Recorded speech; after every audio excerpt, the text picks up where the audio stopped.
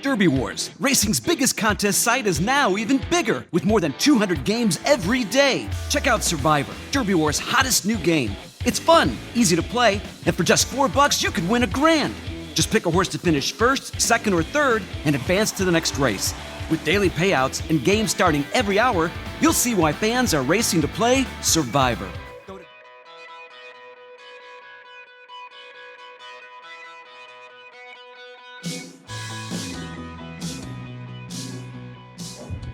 Welcome to another edition of HorseCenter, everyone. I am Brian Zipsy, and as always, I have the great pleasure of being joined by my co-host to the East Coast. That's Matt Shipman. How are you today, Matt?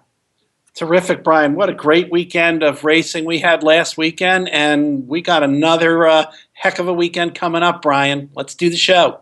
Tis the season, my friend. Tis the season. Fall racing has begun. I guess the fall's still a couple days away here from officially beckoning in, but we have fall racing now. We're not that far from Breeders' Cup, Matt, so it's all fall racing here.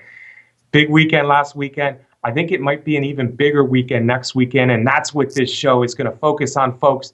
We're going to preview the big weekend at Parx. We have the Pennsylvania Derby. We have the Cotillion. Matt, I'm going to say that about 8 or 9 of the best 10 3-year-olds in the country, I'm talking colts and fillies, are going to be in southeastern Pennsylvania this weekend. Pennsylvania Derby. Let's do that one first. Sound good, Matt? Sounds great. Hey, beautiful Bensalem, Pennsylvania. I think I'm going to jump in the car and go down there for those races, Brian. Yeah, they used to call you Bensalem Schiffman, so I had no doubt that you'd be there, Matt. All right, so what do we have? We have the Pennsylvania Derby. We have a 3-year-old Eclipse Award Championship that's still open.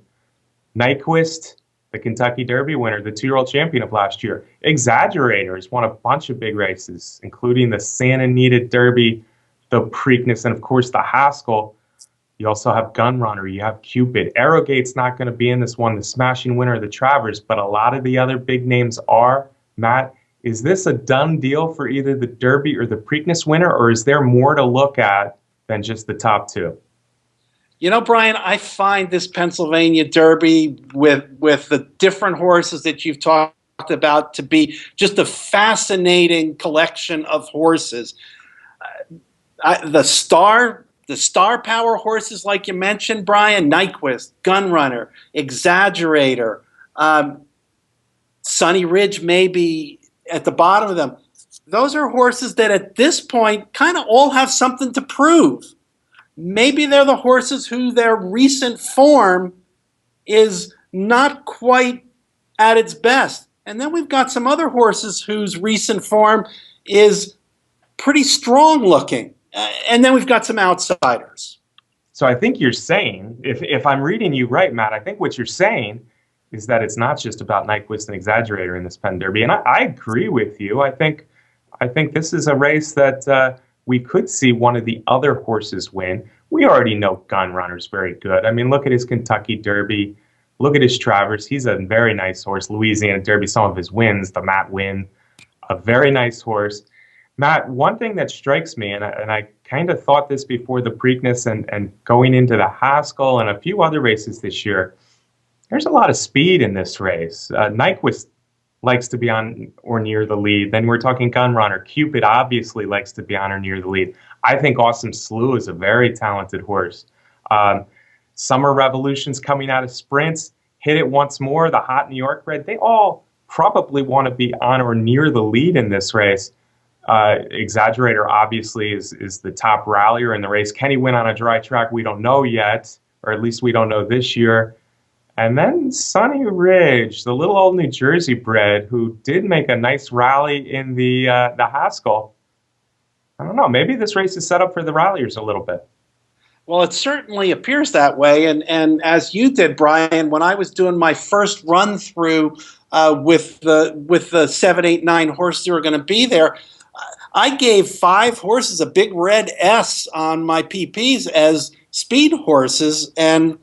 But the other part of this race is I got horses that have some big red question marks next to their names, and if your pick's going to be Nyquist, then you got question marks to deal with. If your pick's going to be Exaggerator, you got question marks. Sunny Ridge, you got question marks. Gunrunner, you got question marks if you're going to put them on top. Absolutely, that's kind of the definition of a wide open race. Nyquist has not won since the first Saturday in May. I do think he's probably the horse to beat in here. I would like to see some different tactics employed this time, maybe more of a stalking position early. He's the horse to beat. He's the favorite. I guess if it's a fast track, of course, if it's a wet track, which is a possibility at this point looking at the long-term weather, a wet track would make Exaggerator the favorite. Matt, you're talking question marks. Who is your top pick or your top 2 or 3 picks in the Pennsylvania Derby? Well, Brian, I think I certainly agree that Nyquist is the horse to beat, but I'm not picking Nyquist. The question marks that I have about him and his latest training regime off the track at the training center in California. I gotta see Nyquist perform, and I'm like you said, I'm really worried about the same tactics with him being too close to the lead in this kind of a race. I'll tell you what, Brian, if I gotta give you one horse, I'm gonna give you Cupid. He's got the recent form, and I know it was the West Virginia Derby and the Indiana Derby, but his last 2 races have been super. Mr. Baffert did the same kind of thing with Bayern in the Pennsylvania Derby a couple years. I think Cupid is going to be very dangerous in here. Cupid is very dangerous, and I would suspect, believe it or not, Matt, I would suspect that Cupid takes a lot of money. I think he's the third choice. I think he's preferred over Gunrunner. I think people are going to see what you're seeing as far as the recent form. The reason that I don't like him as much as you, well, there's 2 reasons, I guess. I think he beat up on lesser competition in all of his wins, and I think that this race, like we said, this race does have speed in it. So I think Cupid, I don't expect Cupid to rally from 3rd or 4th like I think a few others in here have the opportunity to do. And the fact that the pace is going to be pressured and pretty fast makes me think that Cupid is not going to be able to hold up against the best 3-year-olds in the country. Interesting, though. I can't throw Cupid out. I think he is a dangerous horse, and he's obviously gotten very good since we saw him lose on Belmont Stakes Day in the Easy Goer. Now, I think Nyquist is the horse to beat, and I'm going to pick him. He's never been beaten on a fast track, Matt. That's quite a record considering all the big races he's run in. I think also they've learned their lesson in that in both the Preakness and the Haskell, they became involved in a speed duel, frankly, and it really hurt his chances. He didn't run poorly in either race, especially the Preakness.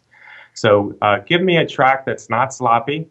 Maybe it will be, and I'll have to rethink my pick. But give me a track that's not sloppy, plus the fact that they rethought what his best style is, especially against races like this.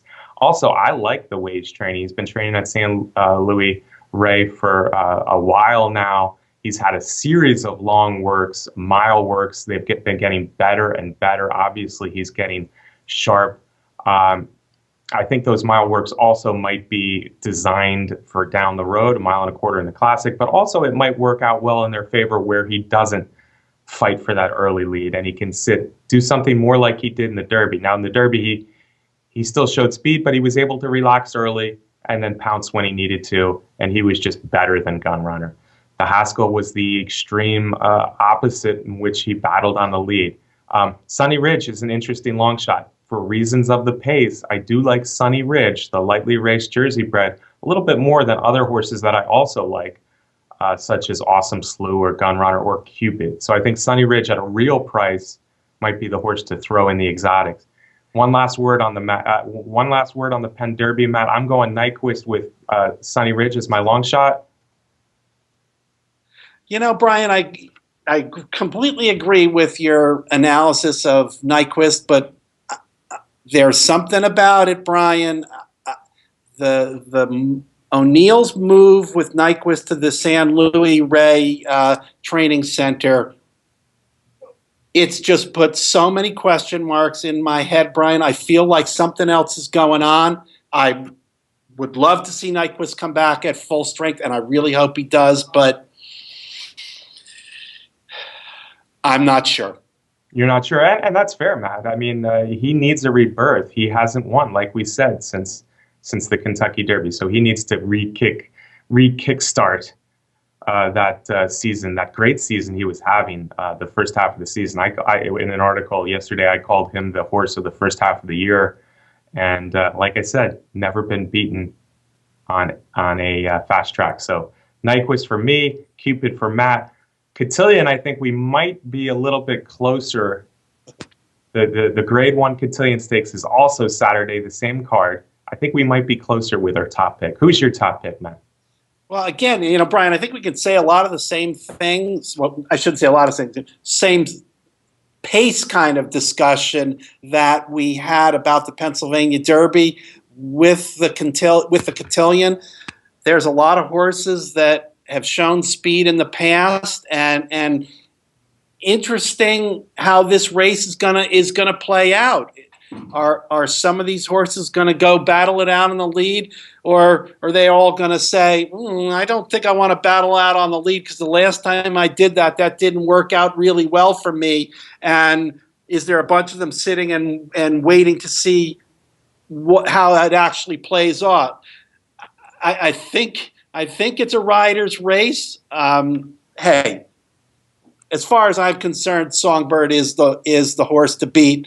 I don't see Songbird losing. The only way I see Songbird losing is if she's run a lot of races this year. She's back and forth. She's taken another plane out. She's supposed to arrive at Parx today. Is that going to take something out of her? That's the only way I see Songbird losing, Brian. So you're saying Songbird is the best horse in the race, Matt? Yeah. No question. Yeah, I agree with that. Songbird is the best horse in the race. There can be no doubt about that. She's 10 for 10. She's the perfect 3-year-old filly throughout her career. She's the champion from last year. She is the champion from this year, I think, no matter what happens. Last week, I thought Tappan, there was an air of vulnerability with Tappan. I was wrong.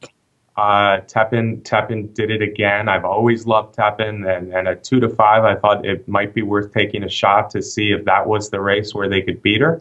I kind of have the same feeling here, and I'll probably be wrong again. Although as a bettor, I don't mind taking a shot against a 2-5 horse who might, for reasons that are starting to add up a little bit, have a little vulnerability. Tappan won anyway on Saturday. We're going to talk more about that soon, Matt. Songbird may very well do the same. But there are some things here that I think are interesting. Number one, I never love horses coming out of a 1.25 mile race, dropping down into a 1/16 race. I do think that dulls them a little bit. She is a speed horse, so maybe less so her than a horse that comes from way out of it in a 1.25 mile race. The other thing is, I think Catherine Sophia is a very interesting horse. People have forgotten how good Catherine Sophia is. She was a pretty dominant winner of the Kentucky Oaks a few months ago. I did say, Matt, after that race, she was a tired horse, and it did come to play a little bit in the Acorn Stakes, but she's really been freshened since her loss in the Acorn. Karina Mia, who might also be the second best 3-year-old filly in the country, is also in the Cotillion on Saturday. So that could be a race in a race for second between those two, who's the second best 3-year-old filly. But Catherine Sophia very much interests me. Songbird, she's had a pretty good campaign already this year. She's dropping from 10 furlongs, the different kind of track at Saratoga. She's going back and forth through California, as you astutely mentioned. So I think there's a chance Songbird does not run her best race on Saturday in the Cotillion. Catherine Sophia, meanwhile,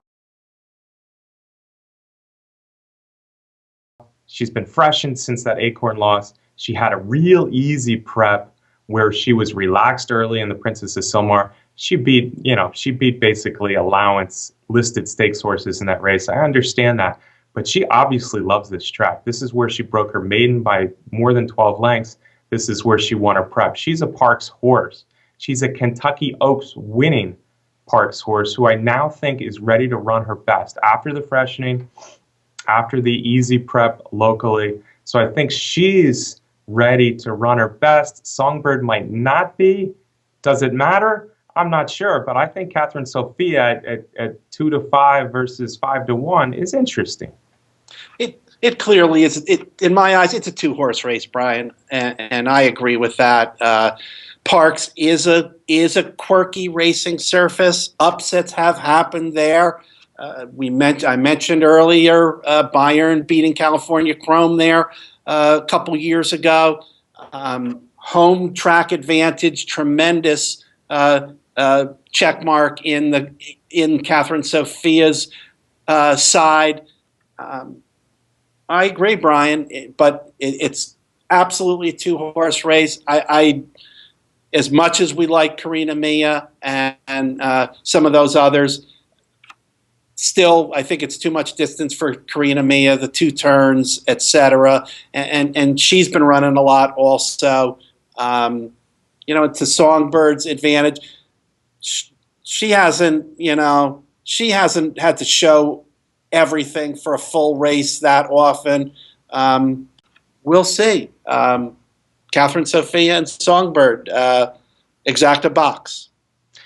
Yeah, from a betting standpoint, we're talking maybe there's some value to Catherine Sophia. Certainly, we both think Songbird is the horse to beat. I do respect Karina Mia, I think, a little bit more in the spot than you do, Matt. She's coming out of the ballerina. I think she'll still be sharp, and I think she's very good. Perhaps the reason we're talking Catherine Sophia so much is in the Coaching Club American Oaks, Karina Mia took her shot, and clearly Songbird was better. Karina Mia didn't run a bad race that day, by the way. So it wouldn't surprise me if Karina Mia is the second best 3-year-old filly in the country still. But yeah, things point to Catherine Sophia a little bit more in this race. I will say this too, Matt. This race, probably a small field, it looks like, does remind me just a little bit about the of the Ashland. Now, it wasn't Songbird in there, but it was Karina Mia, it was Catherine Sophia, it was Rachel's Valentina, of course, who was still highly regarded at the point. And they battled in that short field, and probably a lesser horse, Weep No More, came and got him. Paula Queen, I'm not sure if she's the rallier. She won the test, of course, at big odds with a big rally, but she's generally shown speed in her career, and she is coming out of a sprint. My guess is they try to take her off the pace a little bit more in here. Landover Sea, we haven't seen much of lately, but she did rally for second in the Kentucky Oaks and has won some races as well. So if there is a three-pronged speed duel, who knows? Yep, I completely agree, Brian. And fascinating race, terrific group of 3-year-olds, and let's see what those riders can do with these terrific horses. Yeah, 3-year-olds, Matt. Penn Derby, Cotillion, what a great weekend. And it's really probably the last time we're going to see any big 3-year-old only races. These horses, of course, are moving up to the older horses, races like the Breeders' Cup Classic, the Breeders' Cup Distaff, maybe the Breeders' Cup Dirt Mile very soon. So this is the end of the road for 3-year-olds only, and it couldn't be much better at Parx. Matt, that was our preview for the Pennsylvania Derby and the Cotillion. But let's talk about what happened last weekend, because we talked about Tappan exclusively on the show last week, and she did it again, Matt. Damn, she is good, Brian. That was my reaction to the race. Damn, that horse is good. You know what? Once again, Brian, it was one of those cases where it looked like Tappan was going to win the race all the way around. Coming around the turn, Julian asked Tappan to move. He looked over his shoulder to see where the European superstar was, and then when turning into the stretch, Tappan did her usual. She cocked her head out into the middle of the track. It was almost like she was doing the same thing, saying, "Hey, who's coming to get me?" And let me tell you what, she held off that European, and wow, what a talented, determined, charismatic horse Tappan is. Yeah, and Matt, as I mentioned, I thought this race might be a race in which she's vulnerable, kind of in the back of my head, especially at odds of 2-5. I do look at things from a handicapping perspective, but especially at odds of 2-5. I thought if they're ever going to beat Tappan in a middle distance turf race again, this very well may be the spot. She hadn't run in months. Her last race was a tough race in England. She really had no weight advantage against the males. She carried as much as Mudakayev and more than everybody else. I believe the turf wasn't fast. She'd never run at Woodbine before. It wasn't firm, excuse me. But it didn't matter. She's too good. And folks, I want to apologize. I did talk up a lot, both on HorseCenter last week and in my daily column. I did talk up a lot, Mudakayev a lot. And he's not as good as Tappan. He's not as good as Tappan. That's as simple as that. He had his chance. Tappan was better. I didn't think this was the very best from Tappan. I think she's better than she showed, and we'll probably see that next at Keeneland before the Breeders' Cup. So that's a scary proposition for every other turf miler in the world. Tower of Texas and Mudakayev, I guess, finished within a length of her, but Leparoux said she was a little tired. Leparoux also seemed supremely confident. So better things to come from Tappan. Tappan is just too good. 8 in a row, Matt. She's almost perfect in her last 2 years. Just a wonderful turf miler. And clearly, without a doubt, she was my Zat Star of the week. But there were some other big performances that I really liked, horses that I follow and like. The old 7-year-old English Channel gelding, Illinois bred. You know I'm talking about, Matt. The Pizza Man. The Pizza Man had not won a race yet this year. Now, in the Arlington Million, he got beat a length and a half, and he went way wide. But the truth is he hadn't won a race this year until the Tappan undercard, the Woodbine Mile undercard. He came through in the Northern Dancer, the Grade 1 Northern Dancer. Yep, the feel-good story of the weekend. And I will admit I was one of the people, and there were others who were wondering if the best days of the pizza guy had passed us by. And 7 years old, he was entitled to have lost a step, but hey, it was great to see the Pizza Man, and a terrific ride. First time up by Flavian Pratt. Super slow fractions. He recognized that, kept the horse close to that super slow pace, a length or so behind, and coming down the stretch, grinded the victory out, held off Wake Forest, who was making a reasonable move down the middle of the stretch, and big congratulations to the Pizza Man. Yeah, the Pizza Man, Matt, I do think he's not quite as good as he was last year, but he's still one of the best turf horses in North America, and we saw that on Saturday. Yes, Flavian Pratt, I think there had to be some discussion. Now, this is a horse I've been watching for 4 or 5 years, and the Pizza Man used to be a horse that could lay close to the pace, even in shorter races. Of late, he's become a horse that usually is toiling at the back of the pack. It worked for him more last year than this year so far. I was thrilled when I saw the Pizza Man that close to the pace, so that was good news. The fact that it was a slow pace obviously only helped, and he proved that he still has it. Maybe not quite as good as last year, but one of the best turf horses in America, North America, for sure. Matt, speaking of one of the best in America, I think it's time we mention Not This Time. Not This Time is a horse that I've been ranking highly on my 2-year-old rankings for months now. He won a maiden race at Ellis Park by 10 lengths, but that's all he had won until Saturday. The Iroquois, which is one of the preps for, I guess, the Kentucky Derby, but more specifically the Breeders' Cup Juvenile. First points race for the Kentucky Derby race. He broke badly, and he still won by almost 9 lengths, Matt. It was a huge performance. This is a half-brother to Liam's Map out of Giants Causeway. For my money, now I know Santa Anita, things are against him going out to Santa Anita to face the California 2-year-olds, but for my money, this is the best 2-year-old in the country. Well, that's good to hear. He's going to have to go out to California on the Santa Anita track and face Klimt, who will have the home field advantage. But you're right, Brian. I don't see too many other 2-year-olds in the pipeline for the rest of the year in the Champaign in New York, but we'll see. I'm high on not this time, Matt, and I think you just like to say Klimt. All right, folks, that's another HorseCenter. I hope you enjoyed the show. As always, we are brought to you by the best contest site out there, Derby Wars. Thank you for joining me again today, Matt. It's my pleasure, and as always, I want to thank our talented producer, Brett Workman.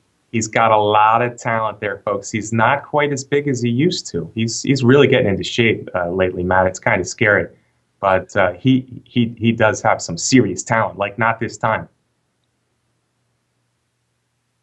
All right, that was your cue to say something, Matt. Folks, again, thank you for tuning in. We love doing the show for you. We'll see you next week.